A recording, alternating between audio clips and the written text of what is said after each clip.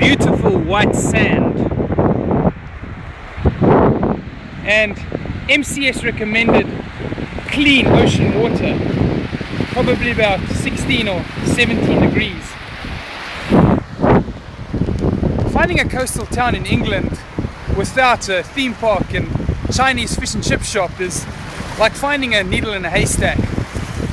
Lucky for you, I'm prepared to go the extra mile and to take a day in the normal working week where I could be productive in the office, to come out here and make sure that the beach adheres to your high standards. The summer is magic, it's magic, oh, oh, oh. The summer is magic.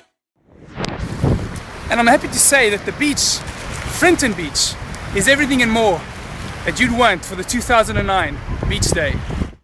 The summer is magic, it's magic, oh, oh, oh. The summer is magic, you have to imagine, oh, oh, oh. A beautiful beach, and for the gents, a nice grassy patch for some footy or touch rugby, and for the ladies, clean toilets. We'll be meeting at the most southern tip of Frinton.